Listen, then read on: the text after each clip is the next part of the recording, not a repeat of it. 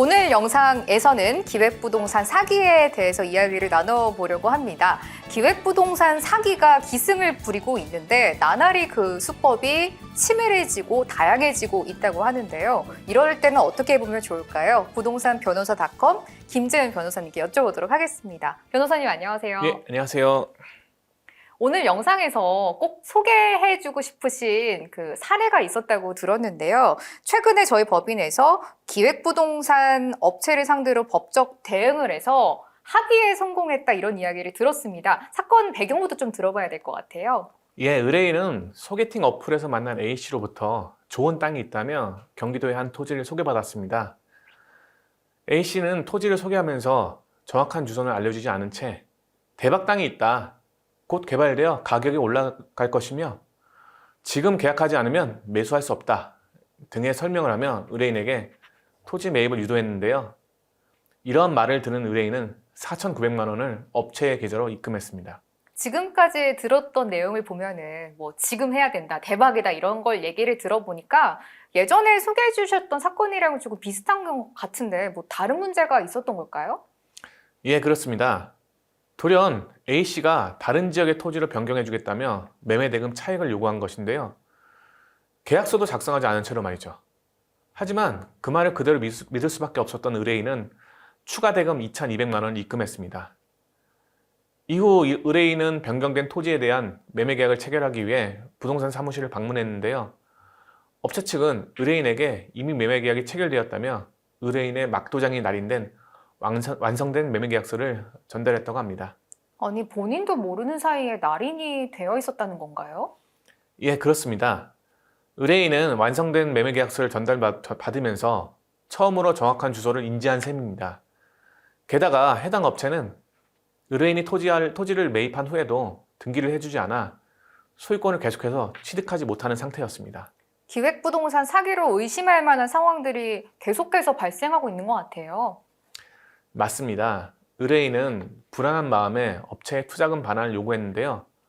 업체는 되려 대금이 이미 모두 지불되었고 계약서도 쓰지 않았냐 라며 거절했습니다. 그래서 이제 문제를 해결하시려고 저희 법인을 찾아오신 것 같은데 변호사님 이쯤 되니까 이 A씨가 굉장히 궁금하거든요. 소개팅 어플에서 처음 만났다고 하는데 이분은 어떤 분이셨나요? 알고 보니 A씨는 해당 기획부동산 업체의 영업직원이었는데요. 한마디로 부동산 업체의 사내이사와 영업직원이 공모한 범죄였던 것입니다. 변호사님, 이 기획부동산이 소개팅 어플까지 이제 진출을 한 거잖아요. 이렇게 속이면 사실 누구나 충분히 속을 수 있을 것 같은데요. 그런데 이 업체에서 판매한 토지 자체에도 문제가 있는 토지였을까요? 예, 그렇습니다. 업체는 이 사건 토지에 대해 주변 토지는 평당 175만 원이므로 해당 토지는 저렴하다. 해당 토지로에 통행 가능한 도로가 있다. 주변에 고속도로, 철도, 대기업 사업, 관광 자원들이 개발되었거나 지금 개발 중이기 때문에 해당 토지의 개발 가능성 충분하다 설명했는데요. 사실은 개발 가능성이 희박한 토지였습니다. 허위 과장된 설명을 통해 고소인을 기망한 것이죠. 개발 가능성이 없는 땅을 가능성이 있다고 속이는 게 이들의 좀 주된 수법인 것 같아요. 그렇습니다. 더욱이 의뢰인이 토지를 매수할 당시 업체 측은 토지 소유권을 취득하지 못한 상태였는데요. 저희 법인이 법적 대응을 하는 시점에는 토지의 지분 대부분을 다른 매수자들인 제3자에게 이전하여 의뢰인에게 소유권을 이전한 의사나 능력이 없는 것으로 보였습니다. 따라서 사기죄가 성립될 가능성이 매우 높았죠. 변호사님, 그러면 이 사건은 어떻게 대응을 하셨고 결과가 어땠는지 궁금해요. 예, 저희 법인은 앞서 설명한 업체의 기망행위를 근거로 법적 대응을 했습니다. 매매계약 체결 당시 이건 부동산의 소유 현황 및 개발행위 가능성 여부 등에 관하여 고의로 속이거나 고지하지 않았던 점과 매매대금을 전부 지급했음에도 소유권 이전 등기 절차를 이행하지 않은 점 등을 이유로 계약 취소 및 해제 의사 표시를 하는 내용 증명을 발송하고 소재기를 했습니다. 이러한 대응 결과 해당 업체는 합의를 하겠다는 의사를 보내왔고 의뢰인의 총 매매대금 약 7,100만 원을 반환해 주었습니다. 이에 저희 법인은 고소를 취하는 것으로 사건을 종결하게 되었습니다.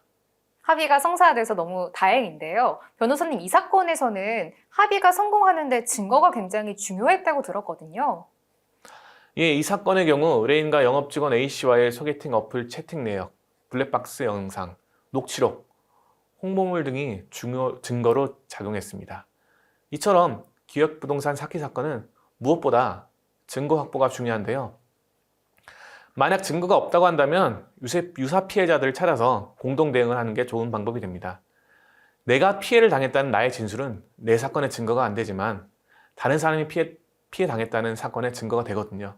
그래서 서로 증거가 될 수 있기 때문에 공동 대응이 굉장히 중요합니다.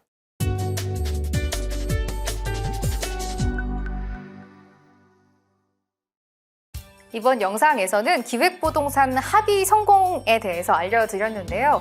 이런 문제를 나도 겪고 있는 것 같다라고 하시는 분들 빨리 변호사님의 조력을 받아보셨으면 좋겠습니다. 김재은 변호사님의 말씀 들어봤네요. 변호사님 고맙습니다. 예, 감사합니다.